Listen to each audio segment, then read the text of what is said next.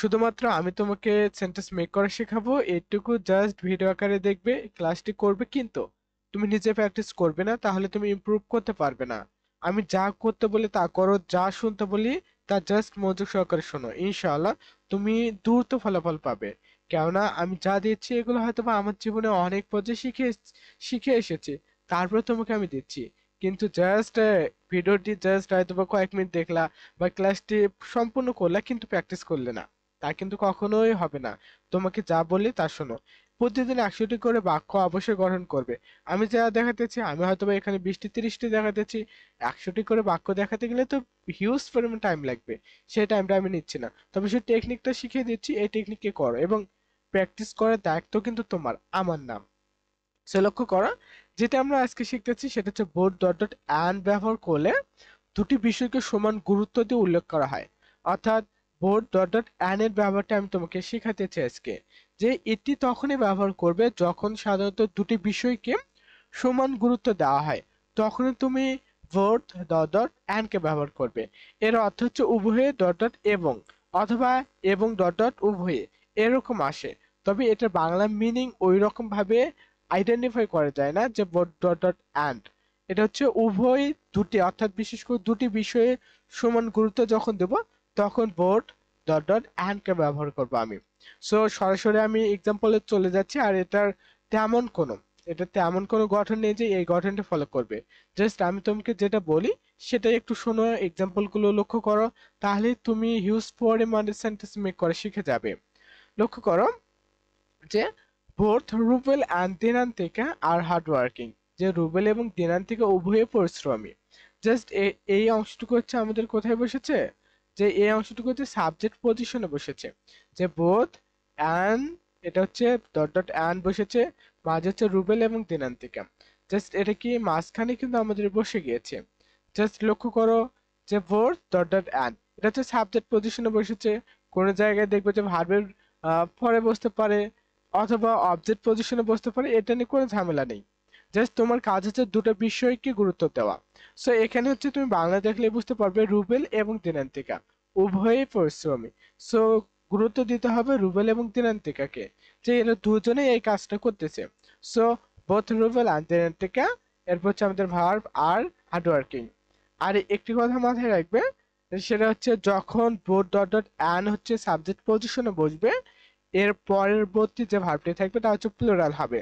কেননা এরা হচ্ছে দুটো সাবজেক্টকে একত্রিত করে। সো একত্রিত করার কারণে সাবজেক্ট ভার্ব এগ্রিমেন্টের একটি রুলস অনুসারে এটা হচ্ছে আমাদের ভার্বটি প্লুরাল হবে। আমি কোনো গ্রামার টপিকে বিস্তারিত যাচ্ছি না, জাস্ট এইটুকু মাথায় রাখো যে বোথ এবং ডট ডট অ্যান্ড যদি কোথাও থাকে সাবজেক্ট পজিশনে, এরপরে ভার্বটি হচ্ছে আমাদের প্লুরাল হবে।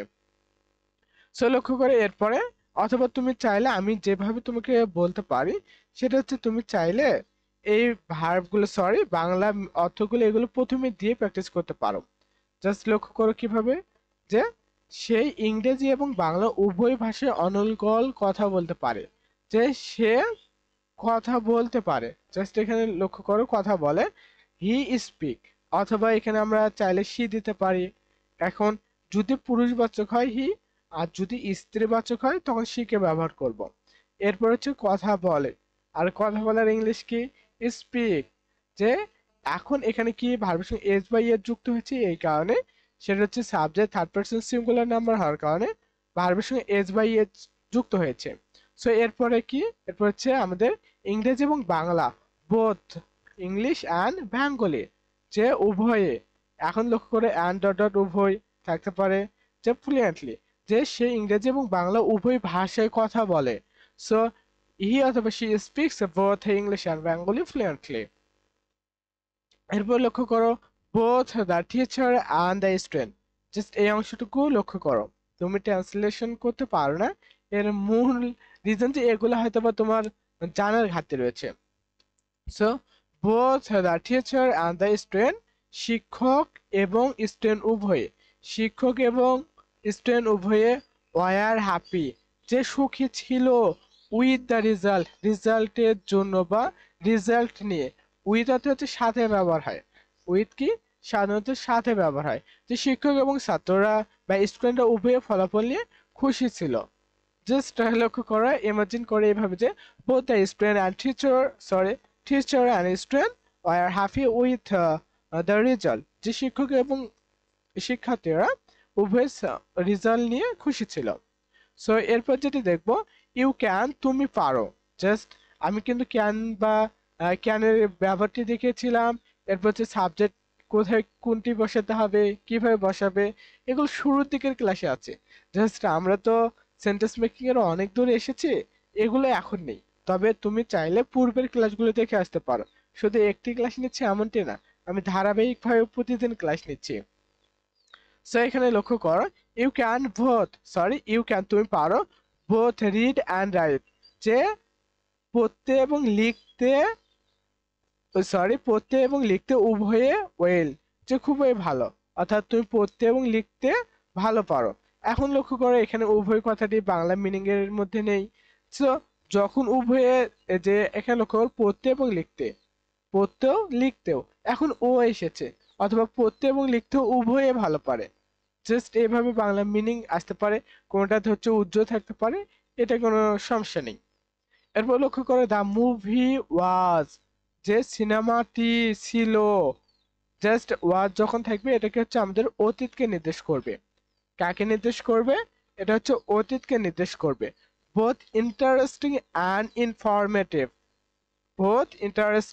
ইনফরমেটিভ, যে আকর্ষণীয় এবং তথ্যবহুল ছিল। যে সিনেমাটি উভয়ে আকর্ষণীয় এবং তথ্যবহুল ছিল। জাস্ট এখানে উভয় কথাটি যদি বাদ দেয় তবু কিন্তু আরো মিনিংটা ভালো শোনায়, বাংলা অর্থটা আরো ভালো শোনায়, যে সিনেমাটি আকর্ষণীয় এবং তথ্যবহুল ছিল। জাস্ট উভয় কথাটি বোধ দ্বারা উভয় কথাটিকে বোঝায়। যদি বোধ কথাটি যদি বাদ দাও, অর্থাৎ বাংলা যখন মিনিং করবে তখন যদি উভয় কথাটি বাদ দাও তখন কিন্তু আরো সুন্দর শোনাবে। সো উভয় কথাটি বাদ দিয়ে বলার চেষ্টা করবে বাংলার ক্ষেত্রে। আর ইংরেজির ক্ষেত্রে দুটো বিষয়কে গুরুত্ব দেওয়া হয়, যে ইন্টারেস্টিং, যে আকর্ষণীয়, এবং ইনফরমেটিভ, যে তথ্যবহুল ছিল। জাস্ট এই দুটো বিষয়কে কিন্তু সমান গুরুত্ব প্রদান করা হয়েছে। এরপর আমরা চলে যাচ্ছি, জাস্ট এই সেন্টেন্সটা দেখি। এরপর হচ্ছে তোমাকে আমি কাজ দেবো, যে তুমি কাজ করবে, এখন আমি করব না, আর তোমাকে আমি হোমওয়ার্ক দেবো। সো আই ড্রিঙ্ক, আমি পান করি, বোথ টি অ্যান্ড কফি, যে চা এবং কফি উভয়ে ইন দ্য মর্নিং, যে এবং আমি সকালে চা এবং কফি উভয়ই পান করি। সো এখানে উভয় কথাটি দিলে মানানসই, না দিলে সমস্যা নেই। যেমন আমি সকালে চা এবং কফি পান করি, অথবা যদি বলো আমি সকালে চা এবং কফি উভয়ই পান করি, তবু কিন্তু শুনতে মানানসই হচ্ছে। যখন মানানসই হবে না তখন উভয় কথাটি কেটে দিতে পারো। সো আই ড্রিঙ্ক, আমি পান করি, এবং ড্রিঙ্ক অর্থ হচ্ছে খাওয়া অথবা পান করা। যেহেতু আমাদের চা বা কফি এগুলো খাওয়া যায় না, অর্থাৎ এগুলো আমরাকে বলি যে পান করি, যে ওয়াটার আমরা পান করি, কফি পান করি, মিল্ক আমরা পান করি, এগুলো কিন্তু খাওয়া বোঝায় না, যে পান করা বোঝায়। সো আই ড্রিঙ্ক, আমি খাই বা আমি পান করি, বোথ টি অ্যান্ড কফি, যে চা এবং কফি উভয়ই, ইন দ্য মর্নিং, সকালে। জাস্ট ইন দ্য মর্নিং বলতে কিন্তু শুধু সকালে বুঝিয়েছে। এটা জাস্ট তিনটি ওয়ার্ড রয়েছে কিন্তু বাংলায় শুধুমাত্র সকালে। জাস্ট একটু ধীরে ধীরে শিখতে পারো তুমি। এরপর লক্ষ্য করো, যে she takes both the bus and the train to get to work, যে সে কাজে যাওয়ার জন্য বাস এবং ট্রেন উভয় ব্যবহার করে। যদি দেখে নিতে পারো। এরপর দেখি উই নিড, যে আমাদের প্রয়োজন, আমাদের প্রয়োজন, বোথ ব্রেড অ্যান্ড এগস, যে রুটি এবং ডিম উভয়ে, ফর ব্রেকফাস্ট, সকালে নাস্তার জন্য বা ব্রেকফাস্টের জন্য আমাদের রুটি এবং ডিম উভয়ে দরকার।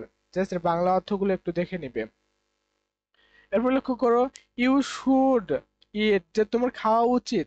জাস্ট একটু ভেঙে ভেঙে পড়বে, হয়তোবা একদিনে পারবে না।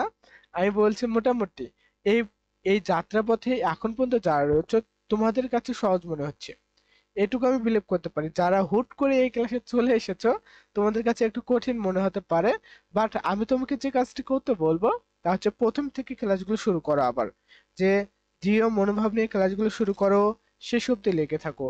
আমি দেখেছি শেষ অব্দি লেগে না থাকার কারণে অনেকে ব্যর্থ হতে। যে প্রথম দিন সকলে আগ্রহ থাকে, শেষ দিনে থাকে না, তাহলে তো আর হবে না। আর অফলাইনে যদি হয়তো আমি জোর করে করে তোমাদেরকে পড়া আদায় করে নিতাম, বাট অনলাইনে এটা কখনোই পসিবল নয়। সো লক্ষ্য করো, ইউ শুড ইট, যে তোমার খাওয়া উচিত বোথ ফ্রুটস অ্যান্ড ভেজিটেবল, সব ফলমূল, ফল এবং সবজি উভয়ই ডেইলি, যে তোমার প্রতিদিন ফল এবং সবজি উভয়ই খাওয়া উচিত। অথবা উভয় কথাটি কাটাতেও সকল জায়গা থেকে তোমার প্রতিদিন ফল এবং সবজি খাওয়া উচিত, জাস্ট এরকম মিনিং আসবে। এরপরে তোমার কাজ কি? আমি তো তোমাকে মার্শাল্লাহ অনেকগুলি দেখিয়ে দিলাম। এখন তোমার কাজ হচ্ছে জাস্ট এই পরের কয়টি রয়েছে, এই চারটি রয়েছে, এই চারটি অবশ্যই দেখে নেবে, অথবা আমি তোমাকে বলে দিচ্ছি, জাস্ট ওয়েট করো। আমি ব্যবহার করি both laptop and a tablet, যে ল্যাপটপ এবং ট্যাবলেট উভয় ব্যবহার করি ফর মাই স্টাডিজ, যে আমার পড়াশোনার জন্য। জাস্ট এগুলো কি করতে হবে, তোমার প্র্যাকটিস করতে হবে। এরপর লক্ষ্য, he exercise both in the morning and the evening, যে সে সকালে এবং সন্ধ্যায় ব্যায়াম করে। হি এক্সারসাইজ, যে সে ব্যায়াম করে both in the morning and the evening, সকালে এবং বিকালে অর্থাৎ সন্ধ্যার সময়। এরপর হচ্ছে they watch both news and movies on TV, যে তারা টিভিতে খবর এবং সিনেমা উভয়ে দেখে। এরপর we have both rice and curry for lunch, যে আমাদের দুপুরের খাবারে ভাত এবং তরকারি উভয় ছিল। যদিও হাস্যকর মনে হয় যে ভাত থাকলে তো তরকারি থাকবেই, তবে যদি না থাকে এমনটাই তো হতে পারে। সো উই হ্যাভ আমাদের ছিল বোথ রাইস অ্যান্ড কারি, ভাত এবং তরকারি ফর লাঞ্চ, যে দুপুরের খাবারে, আমাদের দুপুরের খাবারে ভাত এবং তরকারি উভয় ছিল। জাস্ট কারি অর্থ হচ্ছে আমাদের তরকারি, এটা কারি অর্থ তরকারি, কারি অর্থ তরকারি, জাস্ট একটু মুখস্থ করে নিও। আর হয়তোবা এটা জাস্ট প্যাটার্নটি যেভাবে শিখে দিচ্ছি, এই প্যাটার্নটা আরেকবার চেঞ্জ হতে পারে। তবে একটি তোমাদের কাছে সুখকর কিছু স্মৃতি থাকতে পারে, তার মধ্যে অন্যতম হচ্ছে যেটা আমি বলবো, যে খুব শীঘ্রই, আশা করতেছি জাস্ট আর কিছুদিন বা ধরতে পারো ফেব্রুয়ারি মাসের মধ্যে আমাদের এই বইটি আসতে চলেছে। এটা হচ্ছে আমাদের ইংলিশ গ্রামারের বুক। এর পরেই, এর পরবর্তী যে বইটি নিয়ে আমি কাজ করা শুরু করব, সেই বইটি হচ্ছে spoken English and free hand writing এর। এই বইটি হচ্ছে তোমার ভিত্তি, যে তুমি ইংরেজি শিখতে চাচ্ছ, এটা হচ্ছে মূল বই। এটা হচ্ছে ভিত্তি তোমার জন্য, গ্রামারের জন্য ভিত্তি একটি বই। আর এই বইটি সকলের জন্যই ইনশাল্লাহ হতে চলেছে। জাস্ট তোমাদের কাছে দোয়া চাই, ইনশাল্লাহ এই বইটি আসলে রিভিউ তো অবশ্যই পাবে, এবং এই বই নিয়ে জাস্ট একটু নজর রাখো। আমাদের এখানে আলহামদুলিল্লাহ এমন কোনো টপিক নেই যে এখানে আমরা দেইনি ইংলিশ গ্রামারের। সো এই বই নিয়ে অবশ্যই দোয়া করবে। অহংকার বোধ আমি কখনো করি না, এটা আমার সঙ্গে যায় না। আর তোমরা কখনো আমার জন্য দোয়া ছাড়া অন্য কিছু করবে না, অবশ্যই দোয়া করবে। ভালো থাকো, সুস্থ থাকো, নভিলটের সাথে থাকো। আসসালামু আলাইকুম ওয়া রাহমাতুল্লাহ।